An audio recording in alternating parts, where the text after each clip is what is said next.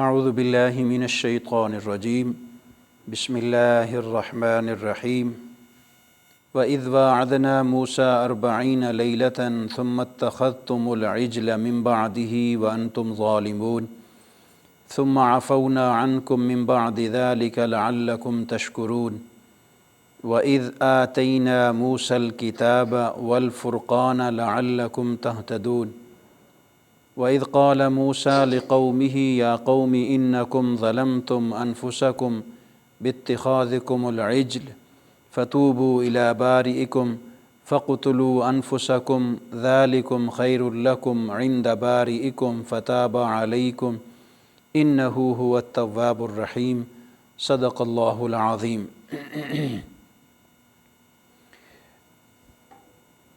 ترجمہ آج کے درس کا ملاحظہ فرما لیجئے۔ آیت نمبر 51 سے 54 تک سورہ بقرہ کی آج کی درس میں شامل ہے۔ وَإِذْ وَاعَدْنَا مُوسَىٰ 40 لَيْلَةً، اور یاد کیجئے جب ہم نے موسیٰ سے وعدہ لیا 40 راتوں کا۔ ثُمَّ اتَّخَذْتُمُ الْعِجْلَ، پھر تم نے مِن بَعْدِهِ، پھر تم نے اس کے جانے کے بعد تم نے بچھڑے کو معبود بنا لیا۔ وَأَنْتُمْ ظَالِمُونَ، اور تم ظلم کرنے والوں میں سے ہو۔ ثُمَّ عَفَوْنَا عَنْكُم مِّن بَعْدِ ذَلِكَ، پھر بھی اس کے باوجود ہم نے تمہیں معاف کر دیا۔ لَعَلَّكُمْ تَشْكُرُونَ، تاکہ شاید تم شکر گزار بندے بن جاؤ۔ وَإِذْ آتَيْنَا مُوسَى الْكِتَابَ وَالْفُرْقَانَ لَعَلَّكُمْ تَهْتَدُونَ، یاد کیجیے اس وقت کو جب ہم نے موسیٰ کو کتاب عطا کی اور حق اور باطل کے درمیان فرق کرنے والی تھی۔ لَعَلَّكُمْ تَهْتَدُونَ، تاکہ تم اس سے ہدایت حاصل کر سکو۔ وَإِذْ قَالَ مُوسَىٰ لِقَوْمِهِ، یاد کیجئے جب موسیٰ نے اپنی قوم سے کہا، یا قوم انکم ظلمتم انفسکم باتخاذکم العجل، اے میری قوم تم نے اپنی جانوں پر بہت ظلم کیا ہے بچھڑے کو معبود بنا کر۔ فتوبوا الی بارئکم، اپنے پیدا کرنے والے کی توبہ کرو۔ فقتلوا انفسکم، اور اس کی سزا کے طور پر ایک دوسرے کو تم اپنے نفسوں کو تم ختم کر ڈالو۔ ذالکم خیر لکم، یہ تمہارے لیے بہتر ہے، عند بارئکم، تمہارے پیدا کرنے والے کے سامنے۔ فتاب علیکم، پھر تم اس پر توبہ بھی کر لو تو انہ هو التواب الرحیم، بے شک وہ توبہ قبول کرنے والا رحم کرنے والا ہے۔ پچھلے درس میں ہم نے حضرت موسیٰ علیہ السلام کی قوم کا ذکر شروع کیا تھا، جب حضرت موسیٰ نے آل فرعون سے اور فرعون سے بچنے کے لیے جو کیفیات ان پر گزری تھیں کہ کس طریقے سے وہ حضرت موسیٰ کی قوم میں بیٹوں کو زندہ رکھتے تھے اور عورتوں کو جو ہے نا وہ بیٹوں کو ذبح کر دیتے تھے اور عورتوں کو وہ زندہ رکھتے تھے۔ تو اس سے چھٹکارا جب اللہ رب العزت نے ان کو دلوایا تو اس کا تذکرہ کیا، اور وہ چھٹکارا کیسے ہوا کہ وہ حضرت موسیٰ کے پیچھے چلے تو آگے پھر دریا تھا، تو درمیان میں حضرت موسیٰ علیہ السلام نے اللہ تعالیٰ سے دعا مانگی تو اس وقت راستے بن گئے دریائے نیل کے اندر سے۔ تو حضرت موسیٰ علیہ السلام اپنی قوم کو لے کے نکل گئے، اور جب فرعون نے دیکھا کہ راستے بنے ہوئے ہیں تو وہ بھی اسی راستے سے چلتے ہوئے جب درمیان میں پہنچا تو اغرقنا آل فرعون، تو اللہ رب العزت نے ارشاد فرمایا ہم نے آل فرعون کو غرق کر دیا۔ اب ایک نئی زندگی شروع ہوتی ہے قوم بنی اسرائیل کی۔ اس کے بعد وہ زندگی کیا تھی؟ فرعون سے اور آل فرعون سے چھٹکارا مل گیا۔ اب ضروری تھا کہ اللہ رب العزت حضرت موسیٰ علیہ السلام کو ایک اپنا سیٹ اپ عطا کرتا۔ اچھا، یہ تقریباً تمام انبیاء پہ یہ وقت گزرا ہے۔ ذرا ہم حضور صلی اللہ علیہ وسلم کی زندگی کو بھی دیکھیں نا، تو جب مکی دور ختم ہوا مدنی دور آیا تو ٹوٹلی طور پہ ایک نظام کھڑا کرنے کا ٹائم مل گیا۔ ایسا ہی حضرت موسیٰ کے ساتھ بھی ہوا۔ جب فرعون اور آل فرعون غرق ہو گئے تو قوم تو چھٹکارا پا گئی نا ایک اس خطرناک شخص سے جو ان کے مارنے کے درپے تھا۔ تو اب ضروری تھا کہ ایک اسٹیٹ ڈیولپ کی جاتی۔ اس اسٹیٹ کے ڈیولپ کرنے کے لیے کچھ قوانین کی ضرورت تھی۔ اب ان قوانین کا تذکرہ کرتے ہوئے اللہ رب العزت نے ارشاد فرمایا کہ ہم نے اب حضرت موسیٰ سے وعدہ لیا۔ کیا وعدہ لیا؟ 40 لیلۃ، 40 راتوں کا، کہ وہ ہمارے پاس 40 راتیں گزارے۔ اچھا تھوڑا سا غور کیجئے، خلوت کی 40 راتیں انتہائی اہم ہیں۔ حضور صلی اللہ علیہ وسلم بھی آپ جانتے ہیں ستو اور پانی لے کے غار حرا میں چلے جایا کرتے تھے اور اکیلے میں خلوت میں رہتے تھے۔ ان سلسلوں سے گزرنے کے بعد اللہ نے نبوت کا نزول فرمایا اور وحی کا نزول فرمایا۔ اسی طرح حضرت موسیٰ کو بھی اللہ رب العزت نے بلایا۔ وہ جب 40 راتیں اللہ کریم کے حضور خلوت میں گزارنے کے لیے جاتے تھے نا، لازمی بات ہے پیچھے سے قوم اکیلی تھی، تو قوم حضرت موسیٰ کے بتائے ہوئے توحیدی سبق سے پھر گئی۔ وہ سامری آیا تو اس کا اگلے ایک جگہ پہ قرآن پاک میں اس کا واقعہ بھی ہے۔ تو قوم نے کیا کیا؟ بچھڑے کو اپنا معبود بنا لیا۔ تو اللہ رب العزت نے ارشاد فرمایا کہ جب وہ حضرت موسیٰ واپس پلٹے تو تمہیں یاد ہے تم نے بچھڑے کو معبود بنا لیا، تو اس وقت بھی تم نے ظلم کیا تھا۔ ثم عفونا عنکم، پھر بھی ہم نے تمہیں معاف کر دیا۔ انہوں نے معافی مانگی اللہ رب العزت کی بارگاہ سے، اللہ نے معاف کر دیا تاکہ تم شکر گزار بندے بن جاؤ۔ اب یہاں پہ حضرت موسیٰ کی کتاب کا ذکر ہے۔ وَإِذْ آتَيْنَا مُوسَى الْكِتاب، یہ آیت نمبر 53 میں ہے کہ یاد کیجئے جب ہم نے موسیٰ کو کتاب عطا کی جو کتاب حق و باطل کے درمیان فرق کرنے والے تھی تاکہ تم ہدایت حاصل کر لو۔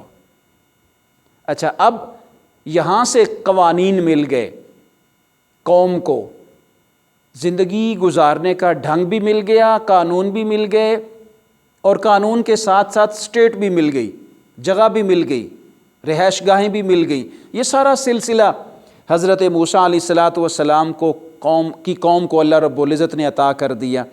اب اللہ رب العزت جب انہوں نے بچھڑے کی عبادت کی نا، تو لازمی بات ہے اللہ رب العزت کی ذات طیبہ میں جلال بھی ہے، تو بچھڑے کی عبادت کرنے کے سبب اس جلالیت کے سامنے حضرت موسیٰ علیہ السلام نے اپنی قوم سے کہا کہ اب تم سزا بھی بھگتو۔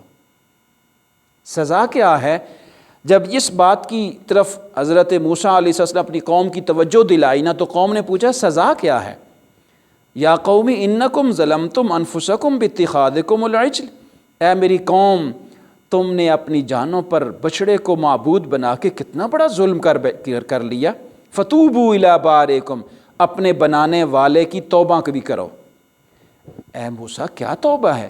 فقتلوا انفسکم، اپنی جانوں کو ختم کر دو، تمہاری جو نسل آئے گی نا وہ اللہ رب العزت کے حضور جھکے گی۔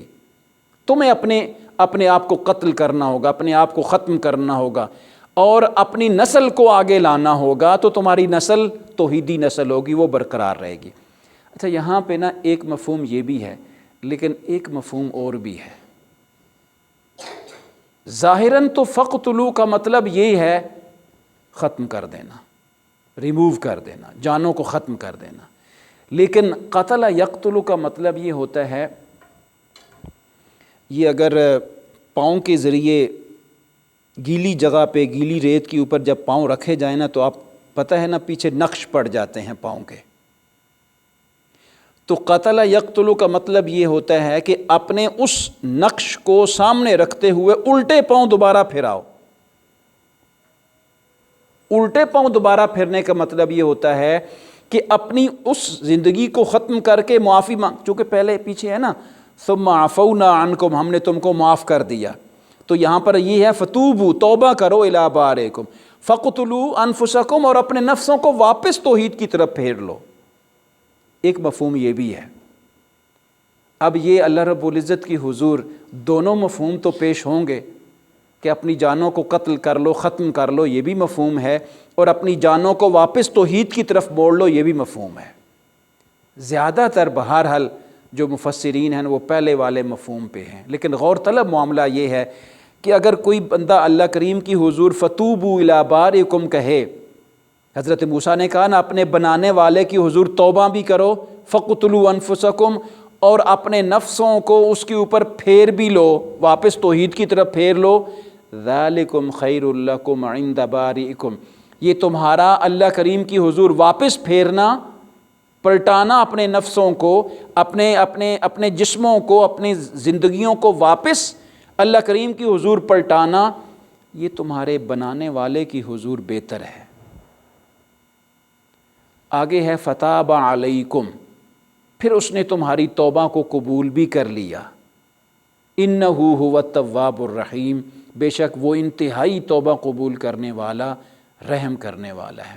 مجھے تو بہرحال یہ والا جو مفہوم دوسرا ہے نا، چونکہ آگے فتاب علیکم بھی ہے کہ اس نے تمہاری توبہ قبول کر لی، انہ هو التواب الرحیم بھی ہے کہ وہ انتہائی تواب ہے، توبہ قبول کرنے والا، رحم کرنے والا ہے، تو میرے نزدیک یا میرے خیال میں یہ جو دوسرا مفہوم ہے نا، یہ بہت معقول ہے کہ تم توبہ کرو اور اپنی جانوں کو پلٹاؤ واپس توحید کی طرف، تاکہ وہ تمہاری توبہ کو قبول کر لے، اور چونکہ وہ توبہ قبول کرنے والا اور انتہائی رحم کرنے والا ہے۔ اب یہاں پہ آگے جا کے ذکر آئے گا کہ ان میں سے بعض جو تھے نا، انہوں نے اللہ کی حضور اپنے آپ کو جھکا دیا، تو اللہ رب العزت نے ان کی توبہ کو قبول کر لیا۔ اس کا مطلب یہ ہے کہ انتہائی مقام پر جانا کہ اللہ کریم کی ذات طیبہ کو چھوڑ دینا اور پھر پلٹا کر اللہ کریم کی حضور بھی کوئی لے آئے نا، اللہ کریم معاف کر دیتا ہے۔ یہ اس کی رحمت ہے، یہ اس کی ذات ہے۔ ذرا دنیا کی ذاتوں کو سامنے رکھا جائے نا، تھوڑی سی آج کسی سے غلطی ہو جائے نا تو وہ اس کی سزا دینے کے لیے تیار ہو جاتا ہے۔ اللہ کریم اپنی ذات طیبہ کا انکار دیکھ کر، مان کر، پھر کوئی بندہ پلٹے تو پھر بھی وہ معافی مانگے تو اللہ کریم پھر بھی معاف کر دیتا ہے۔ کتنی بڑی ذات ہے وہ۔ اچھا، اب دنیا میں بھی یوں ہی ہوتا ہے ویسے جنرلی دیکھا جائے، لیکن اللہ کریم کی ذات ساری ذاتوں سے چونکہ بڑی ہے نا، تو پھر ماننا پڑے گا کہ اس کے ہاں قبولیت بھی بڑی ہے۔ دیکھیں، بچہ جتنا برے کام کرتا ہے نا، تو باپ اس کو سمجھاتا ہے، جب سمجھانے میں تجھے تھپڑ مار دوں گا، میں تمہاری کھلڑی ادھیڑ دوں گا۔ کبھی کسی باپ کو دیکھا ہے بیٹے کی کھلڑی ادھیڑتے ہوئے؟ آج تک نہیں دیکھا۔ تو فَقْتُلُوا أَنفُسَكُمْ کا مطلب یہ ہے، یا اپنی ذاتوں کو ختم کرنے کا یا ان کو پلٹانے کا، کہ اللہ کریم کی طرف سے جلال والا کلمہ ہے، فَقْتُلُوا أَنفُسَكُمْ، اپنے آپ کو ختم کر دو، پھر بھی توبہ کر لی نا تو إِنَّهُ هُوَ التَّوَّابُ الرَّحِيمُ، وہ بہت بڑا تواب ہے، بہت بڑا رحم کرنے والا ہے۔ یہ اسباق جو بنی اسرائیل کے بیان کیے جاتے ہیں نا، قرآن پاک میں جو بیان کیے گئے، یہ صرف قصے کہانیاں نہیں ہیں۔ میں سمجھتا ہوں امت محمدیہ کو درس دینے کا انتہائی بہترین انداز ہے کہ میں نے بنی اسرائیل کے ساتھ کیا کیا، انہوں نے کیا کیا۔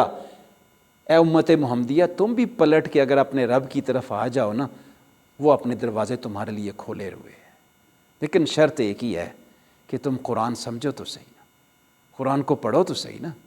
قرآن ہم نے جب رکھ کے طاق میں سجانا ہو، خوبصورت غلاف میں لپٹا کے رکھنا ہو، اس کو پڑھنا نہ ہو، تو پھر اس کے چہ معنی دارت، اس کا تو کوئی فائدہ نہیں ہے۔ تو معاملہ ہی یہ ہماری قوم کا یہ ہے کہ ہم نے کبھی قرآن کو کھول کے پڑھا نہیں ہے، سمجھا نہیں ہے، زندگی سے چند ایام نکالے نہیں ہیں کہ اس کو دیکھیں تو صحیح نہیں، یہ کہتی کیا ہے، کیسا اللہ کا کلام ہے۔ دیکھیں، کبھی کبھار بڑی کیفیت بن جاتی ہے نماز میں نا، جب انسان نماز پڑھ رہا ہوتا ہے، اللہ کا کلام پڑھ رہا ہوتا ہے، اور وہ جو کہ سمجھ آ رہی ہوتی ہے، تو انسان کی طبیعت تبدیل ہو جاتی ہے۔ اچھا، ہمارے مزاج پاکستانیوں کے بطور خاص ہندو پاک کے لوگوں کے الگ ہیں۔ ہم نماز بھی پڑھ رہے ہو نا، تم کیسے کہیں گے ہم اللہ سے کلام کر رہے ہیں، ہمیں قرآن تو سمجھ ہی نہیں آ رہا۔ یہ دکھ ہے، یہ درد ہے جو آپ سے شیئر کیا جاتا ہے کہ ہم اللہ کی حضور کھڑے ہیں، اس سے کلام، وہ ہے نا الصلاۃ معراج المومن، حضور صلی اللہ علیہ وسلم کی معراج تھی کہ وہ اللہ کریم کی بارگاہ میں پہنچے۔ ہماری معراج کیا ہے کہ ہم نماز میں پہنچے۔ تو جب ہم نماز میں ملاقات کے لیے اللہ کی حضور معراج میں پہنچے ہیں، اس کا کلام پڑھ رہے ہیں اور ہمیں پتہ ہی نہیں ہمیں کیا پڑھ رہے ہیں، کتنا دکھ اور تکلیف کی بات ہے کہ ہم اللہ کے کلام کو سمجھتے نہیں ہیں، پڑھتے نہیں ہیں۔ دعا ہے اللہ کریم ہمیں اپنی زندگی سے چند ایام نکالنے کی توفیق عطا فرمائے۔